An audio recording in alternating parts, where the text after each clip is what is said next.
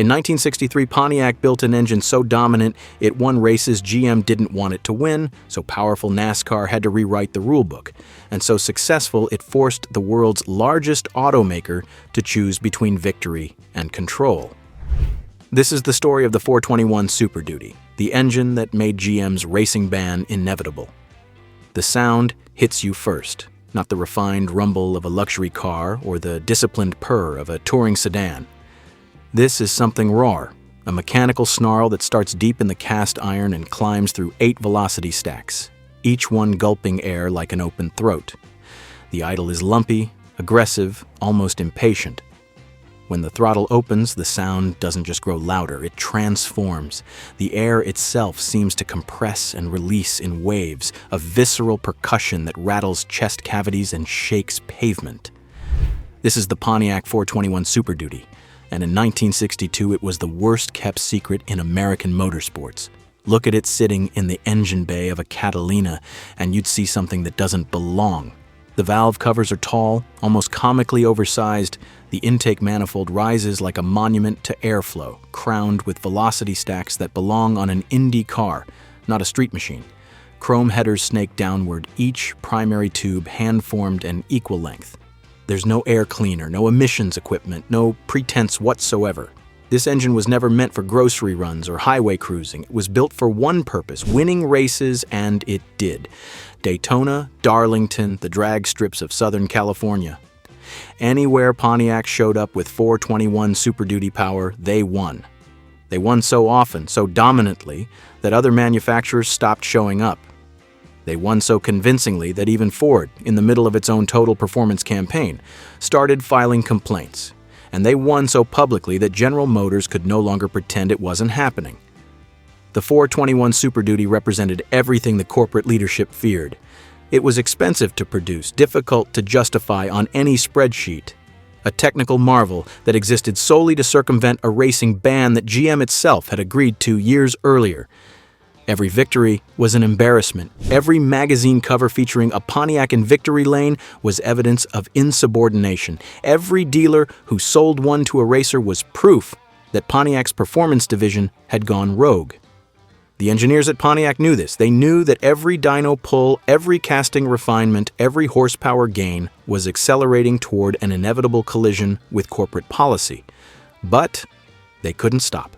The 421 Super Duty had momentum. It had success. And in the early 1960s, when horsepower was currency and racing victories translated directly to showroom traffic, stopping felt like surrender. So they kept building them, kept shipping them to select dealers, kept watching them dominate. Right up until the moment GM's executive committee decided that enough was enough. This is the story of innovation that became insubordination, of engineers who pushed boundaries until those boundaries pushed back, of an engine so successful at racing that it forced the world's largest automaker to choose between performance and control. This is the story of how Pontiac's 421 Super Duty engine made GM's racing ban inevitable. Picture the American automotive landscape in 1960. The horsepower wars are in full acceleration. Every manufacturer is locked in an arms race of cubic inches and compression ratios. Chevrolet has its 409. Ford is developing its 406. Chrysler's wedge engines are rewriting record books, and on the street, among the young men with grease under their fingernails and racing forms in their pockets, the conversation always circles back to one question. What's fastest? But there's a complication, a political one. In 1957, the Automobile Manufacturers Association had agreed to a voluntary ban on factory racing participation. The reasons were complex, tangled up in safety concerns, insurance industry pressure, and congressional scrutiny. Racing, the thinking went, encouraged reckless driving. It promoted speed over safety. It put manufacturers in the uncomfortable position of advertising how fast their cars could kill you. So the major automakers signed an agreement. No factory teams, no official racing budgets, no advertising motorsports victories. It was a gentleman's agreement. And like most gentlemen's agreements, it lasted exactly as long as everyone found it convenient. By 1960, the ban was a fiction everyone pretended to believe. Ford was deep into NASCAR development through independent teams that just happened to receive engineering support and free parts. Chrysler's race Hemis were being hand-delivered to select racers with a wink and a handshake. And Chevrolet's 409 was showing up on drag strips coast to coast, somehow always prepared by dealers with mysterious access to factory blueprints.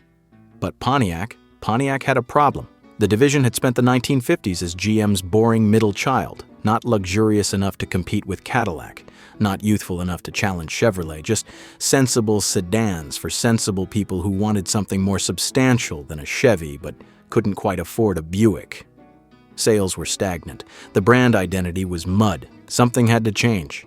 Enter Semen Bunky Knudsen, who took over as Pontiac's general manager in 1956. Knudsen understood what the market research didn't. American buyers in the early 60s wanted performance. They wanted to feel fast, even if they never exceeded the speed limit. They wanted engines that sounded aggressive, styling that looked aggressive, advertising that made them feel like they were buying something more exciting than transportation. Knudsen greenlit a transformation. Pontiac would become the performance division, wide-track chassis for better handling, flamboyant styling with split grills and aggressive lines and engines, big, powerful, race-bred engines that could back up the marketing promises. The engineering team, led by developers like Malcolm Mac McKellar and chief engineer John DeLorean, got to work. They had GM's corporate 389 cubic inch V8 as a starting point, but that wasn't enough. They needed something bigger, something that could compete with the Chrysler Hemis and Ford FE engines that were dominating tracks, something that would make racers forget about every other GM division. They started working on what would become the 421 cubic inch engine, and from the very beginning they knew where it would end up. Not in family sedans, not in executive cruisers, on racetracks. In the hands of the drivers who could extract every horsepower and prove, weekend after weekend, that Pontiac meant performance. The problem was that GM's corporate leadership knew it too, and unlike Pontiac's marketing department, they remembered the 1957 agreement. They remembered the congressional hearings, the insurance industry complaints, and the promise they'd made to stay out of racing. Every 421 Super Duty engine that crossed a finish line first was a reminder that someone in Pontiac wasn't following orders. The tension was building. On one side, engineers and marketers who believed performance sold cars and racing proved performance. On the other, executives who saw legal liability, political risk, and a public relations disaster waiting to happen. In the middle, an engine that was getting faster with every development cycle, more dominant with every race, more impossible to ignore with every magazine article celebrating another Pontiac victory. Something was going to break. The only question was when. Pull back the valve covers on a 421 Super Duty, and you're looking at controlled violence. The foundation is Pontiac's standard 421 cubic inch V8, bored and stroked from the division's smaller engines. But calling the Super Duty a modified 421 is like calling a Formula One car a modified sedan. They share basic architecture, the way distant cousins share DNA. Beyond that, almost every component has been reconsidered, re-engineered, and rebuilt for a single purpose, extracting maximum power at maximum RPM for maximum duration. Start with the block itself, cast iron, yes, but thicker in critical areas. Reinforced webbing around the main bearing saddles, 4-bolt main caps instead of the production 2-bolt design. The engineers knew this engine would see sustained loads that would crack a standard block. They knew it would spin to 6,500 RPM when production Pontiacs rarely exceeded 5,000. So they built the foundation to handle forces that most street engines would never experience.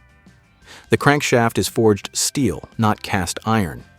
Each journal is cross-drilled for superior oil flow. The counterweights are carefully balanced, not just to factory tolerances, but to racing specifications where ounces matter. Connected to that crank are forged connecting rods, each one stronger and lighter than the production equivalent. The engineers understood that at high RPM, the forces trying to tear these components apart increase exponentially. A production rod might survive. A Super Duty rod was built to dominate.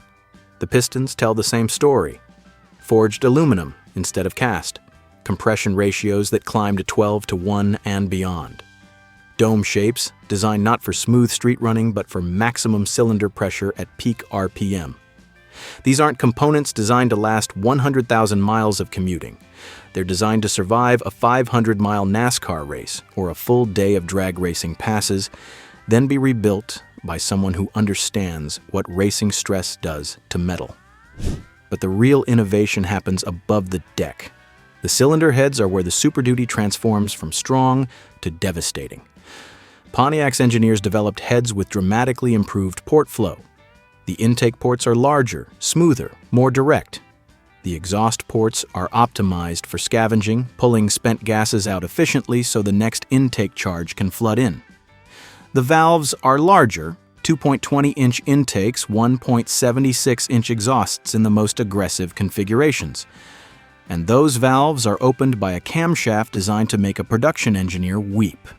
The Super Duty cam profile is aggressive, bordering on absurd for a street car, lift numbers that approach 0.500 inches, duration figures that leave the valves open so long the engine barely idles. At low RPM, the engine coughs and stumbles, the timing so radical that smooth power delivery is impossible.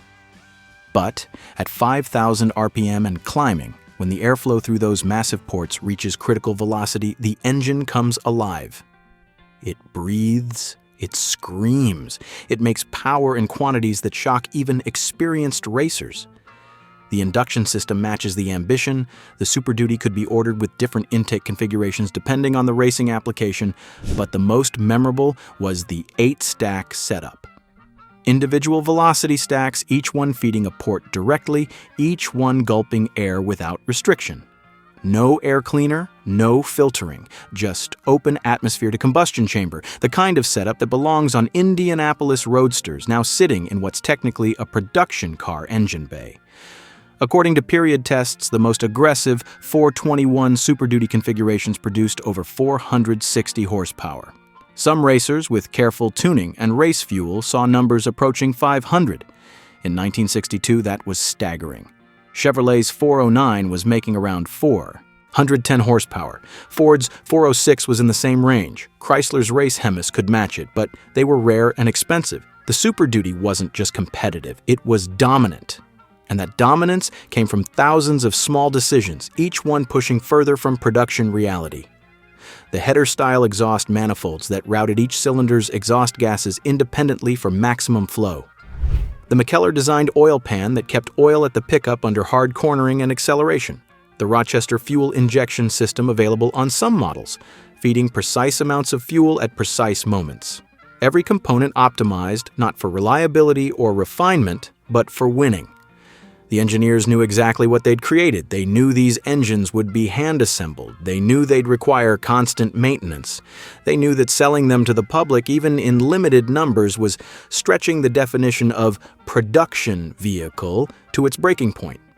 But they also knew that when a Pontiac with a 421 Super Duty crossed the finish line first, it sold cars. It sold excitement. It sold the entire brand narrative that Pontiac was building. The problem was that GM's corporate leadership could count. They could count engines, they could count victories, they could count the number of times Pontiac and racing appeared in the same sentence. And with every count, the fiction that GM wasn't involved in racing became harder to maintain. The 421 Super Duty was too good, and in the political climate of 1963, being too good at racing was the worst thing an engine could be. The cracks started showing in late 1962. GM's board of directors was receiving letters, some from insurance companies concerned about liability, some from congressional staffers asking pointed questions about automotive safety, some from within GM itself, from executives at other divisions who were tired of watching Pontiac's cowboys ignore corporate policy while their own engineers were held to stricter standards. The evidence was everywhere.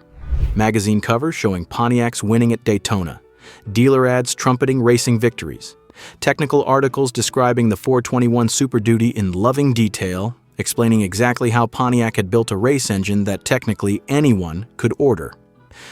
The fig leaf of the 1957 racing ban had worn so thin it was transparent. Ford wasn't helping matters. Their total performance campaign was just as aggressive as Pontiac's efforts, maybe more so. But Ford was a separate company. If they wanted to race, that was their corporate decision. GM, however, was different. GM was the largest automaker in the world. GM had market share that approached monopoly levels. GM was under constant scrutiny from antitrust regulators, safety advocates, and politicians who saw big business as something that needed controlling. When GM raced, people noticed. When GM won, people asked questions, and when those questions reached the boardroom level, answers became mandatory. Frederick Donner, GM's chairman, and James Roche, the president, were cut from old corporate cloth. They believed in stability, predictability, and control. They believed in GM as an institution, not a collection of competing fiefdoms. And they were increasingly convinced that racing was a liability the corporation couldn't afford. Every victory was a potential lawsuit. Every crash involving a performance car was a news story connecting GM to dangerous driving. Every dollar spent on racing development was a dollar that could be questioned by shareholders and regulators. Inside Pontiac, the mood was defiant. Bunky Knudsen and his team had transformed the division. Sales were up dramatically. Pontiac had climbed from 6th to 3rd in industry sales rankings. The brand had cachet, excitement, and a youth market that other GM divisions envied. All of it built on performance, all of it validated by racing success. Backing away now felt like surrendering territory they'd fought to claim. But the pressure from corporate was intensifying. Memos were circulating, questions were being asked. How many 421 Super Duty engines were being produced? Who were they being sold to? Could Pontiac demonstrate that these were truly production vehicles and not thinly disguised race engines? The questions weren't curious. They were prosecutorial. John DeLorean, who'd been promoted to chief engineer in 1961, saw what was coming. He'd been one of the key figures in developing Pontiac's performance strategy, pushing for the engineering excellence that made the Super Duty possible. But he also understood corporate politics. GM wasn't going to let one division, no matter how successful, dictate policy for the entire corporation. The racing ban was coming. The only question was how severe it would be. The final push came from outside GM entirely. In early January 1963, Ford announced they were formally withdrawing from the AMA racing ban, acknowledging what everyone already knew. The ban was a fiction, and they were going to race openly. It was a calculated move, forcing other manufacturers to either follow suit and race publicly or maintain the charade of not racing while everyone knew they were. For GM's leadership, Ford's announcement was the worst possible scenario. If they followed Ford and raced openly, they'd face the full scrutiny of regulators and safety advocates. But if they maintained the fiction while Pontiac kept winning races, they'd look either dishonest or unable to control their own company. There was no good option. On January 24, 1963, the decision came down. A tersely worded internal memo that would reshape the American automotive landscape. General Motors was immediately and unconditionally withdrawing all support for racing activities. No factory teams, no engineering assistance to racers, no advertising of racing victories, no production of vehicles or components designed primarily for competition use. It was comprehensive, absolute, and effective immediately. For the engineers who'd built the 421 Super Duty, it felt like betrayal. They'd done everything asked of them. They'd built an engine that was technically street legal. They'd boosted Pontiac's sales and reputation. They'd proven that engineering excellence could translate to market success. And now, because of corporate politics and regulatory fear, they were being told to stop. To pretend the last 3 years hadn't happened, to walk away from the very thing that had made Pontiac matter. The memo landed like a bomb. Racers who'd just taken delivery of new Super Duty engines found themselves owning orphans. Dealers who'd built their reputations on performance were suddenly cut off from factory support. Engineers who devoted themselves to racing development were reassigned to projects they considered mundane. The ecosystem Pontiac had built around the 421 Super Duty began collapsing almost immediately.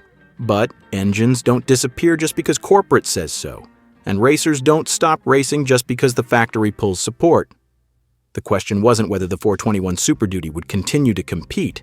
It was how and for how long, and what would become of the engineers who'd created something too successful to survive the politics of success. The first race after the ban was Daytona Speed Weeks in February 1963. Pontiac showed up. Of course they did. The cars had already been built, the engines already installed, the entries already filed. GM's racing ban was corporate policy, not physics. It couldn't actually stop race cars that already existed from turning laps. What it could do was ensure those cars did so without factory support, without engineering assistance, and without any official connection to Pontiac as a brand. The fiction was absurd and everyone knew it. The same Super Duty Pontiacs that had dominated the year before were still there, still fast, still winning. But now, when reporters asked about factory involvement, team owners shrugged and talked about their independent operations. When Pontiacs finished on the podium, Pontiac's PR department had no comment. The cars existed in a strange limbo, simultaneously everywhere and officially nowhere. Racers adapted because racers always adapt. The Underground Railroad of parts and information that had existed during the AMA ban years reactivated. Certain dealers became known as places where you could still get Super Duty components, no questions asked. Certain engineers, on their own time, might answer technical questions from racers they'd never officially met. The knowledge didn't evaporate, it just went deeper underground. On drag strips, the 421 Super Duty remained a force. Match races and bracket racing didn't require factory support. They required fast cars and skilled drivers, both of which existed in abundance. Magazine coverage continued, though the language shifted subtly. Instead of celebrating Pontiac's racing success, articles now focused on privateers who happened to campaign Pontiac products. The brand got credit while maintaining plausible deniability. But the development stopped. That was the real cost. The Super Duty had been evolving constantly. Each racing season revealed weaknesses that the next development cycle addressed. Better oiling systems, improved head designs, stronger internal components. That process required factory resources, factory testing, and factory commitment. Without it, the 421 Super Duty was frozen in time, its final evolution cut off mid-stride. Some within Pontiac tried to find workarounds. Maybe they couldn't race officially, but they could develop heavy-duty components for severe use applications. Maybe they couldn't advertise racing victories, but they could mention that certain engines were popular with performance enthusiasts. The semantic games were creative, but they fooled no one, and GM's compliance officers were watching. By mid-1963, Super Duty production had effectively ceased. The engines that existed would continue to compete for years, but no new ones were coming. The parts pipeline dried up. The engineering support evaporated. What had been a factory racing program became a grassroots effort maintained by racers who refused to let go. The market reacted with confusion. Pontiac had built its turnaround on performance credibility. Racing victories had validated the entire brand strategy. Now, suddenly, that validation was being withdrawn. Dealers who'd advertised themselves as performance specialists had to pivot. Marketing campaigns had to be rewritten mid-flight. The youth market that Pontiac had worked so hard to capture started looking at Ford's continuing racing efforts and wondering if maybe the blue oval was where the real performance action had moved. Internally, the mood was bitter. Engineers who'd been celebrated for their racing success now found themselves reassigned or marginalized. The special projects group that had developed the Super Duty was quietly disbanded. Some of the key figures, including John DeLorean himself, began plotting their exits from GM, convinced that the corporation had chosen timidity over innovation. But something unexpected happened in the months after the ban. Sales didn't collapse. Pontiac's performance reputation, built on those racing victories, had momentum. Buyers who wanted a fast car in 1963 still remembered that Pontiacs had been fast in 1962. The brand equity created by the Super Duty's dominance didn't evaporate the moment factory support ended. It lingered, a ghost of credibility that would take years to fully fade. The 421 Super Duty became something between legend and memory. Racers who owned them treated them like treasures, maintaining them carefully because replacements weren't coming. Magazine articles shifted from covering the newest developments to retrospectives on what had been achieved before the ban. The engine transformed from cutting-edge technology to historical artifact even while still competing. And beneath the surface, Pontiac's engineers kept working. They couldn't race officially, but they could develop engines for street performance. They couldn't advertise racing victories, but they could build cars with racing-derived technology. The knowledge didn't disappear. It evolved, adapted, found new outlets. The spirit that created the Super Duty went looking for new ways to express itself, new ways to prove that performance mattered. The ban had killed the racing program, but it hadn't killed the culture. That would prove significant in ways no one in 1963 could predict. Because in just a few years, the market would be ready for performance again. And when it was, Pontiac would have something new to offer, built on foundations laid by the 421 Super Duty and the engineers who refused to forget what they'd learned. Look at a 1964 GTO today, and you're looking at the Super Duty's direct descendant. The racing ban had stopped Pontiac from building competition engines, but it hadn't stopped them from understanding what made those engines work. Every lesson learned developing the 421 Super Duty fed into the next generation of performance engines.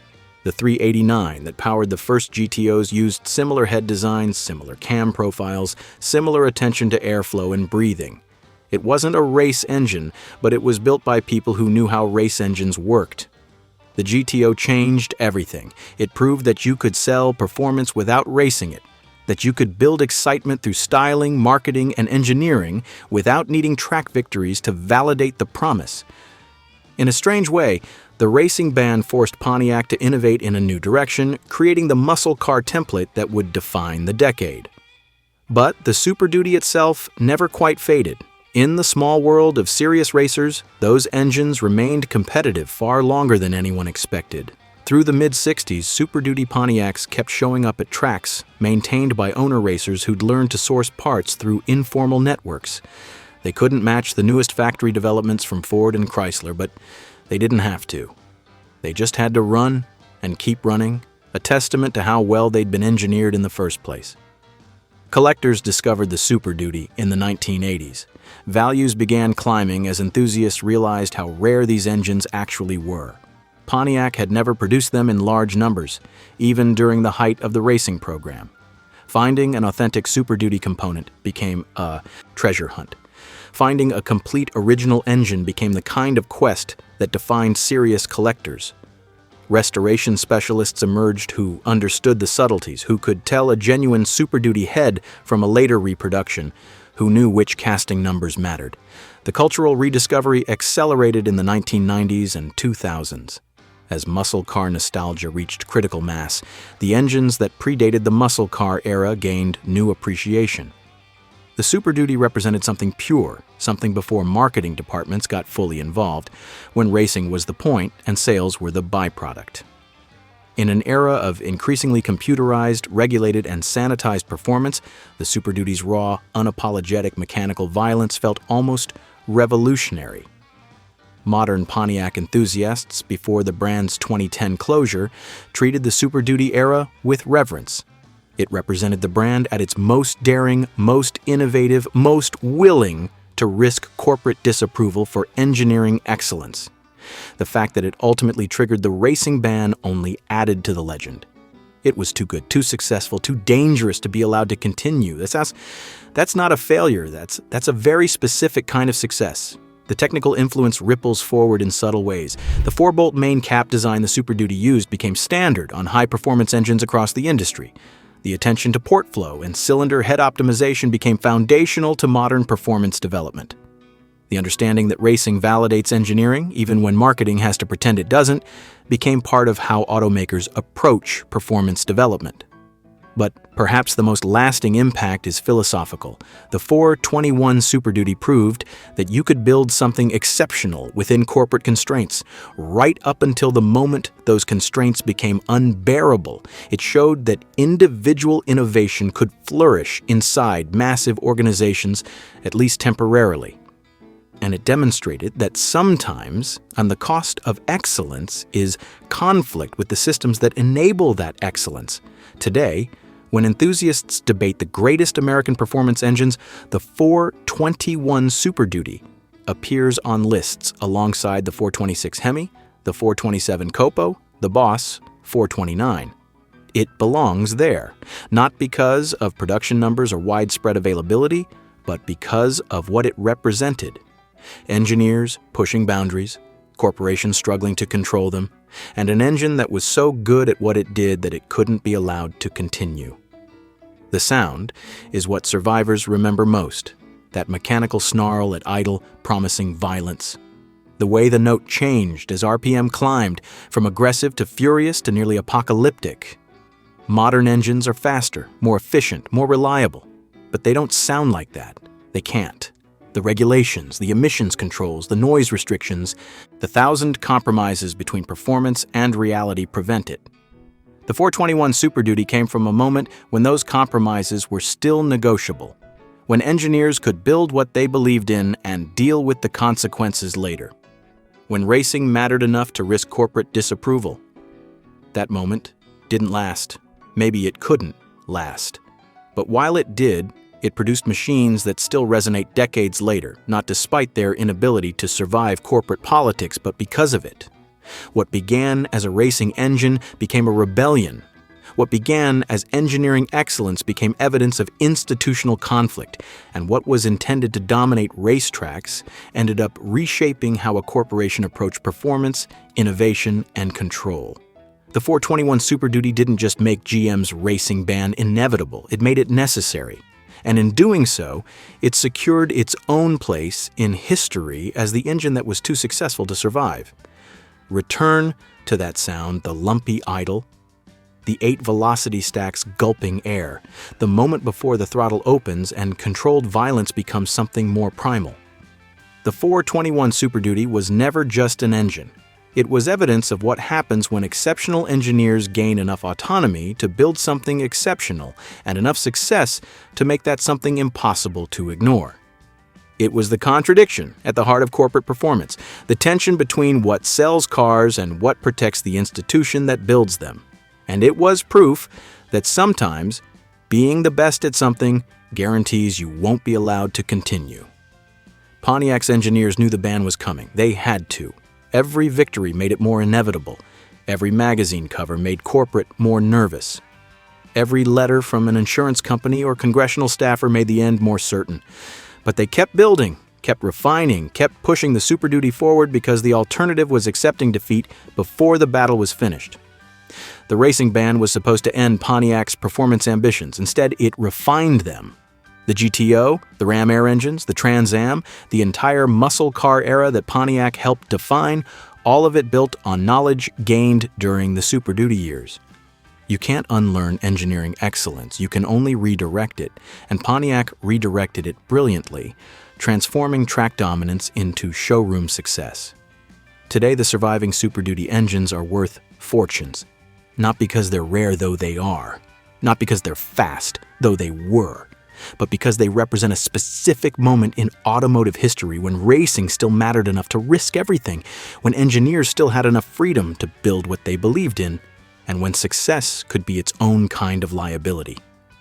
If you've ever seen a 421 Super Duty engine run, if you've heard that sound in person or felt the vibration it creates in the air around it, share your story in the comments. These engines are living history, and every encounter with one is worth preserving. If you've restored one, raced one, or even just stood next to one while someone fired it up, the community wants to hear about it. The 421 Super Duty made GM's racing ban inevitable because it was too good to ignore and too successful to defend. It proved that Pontiac was racing when GM claimed it wasn't. It demonstrated that corporate policy and engineering reality were on a collision course, and it showed that sometimes the price of excellence is being told to stop. But the sound doesn't lie, the engineering doesn't fade, and the legend of the engine that was too successful to survive only grows stronger with time. Thanks for watching, and I'll see you in the next video.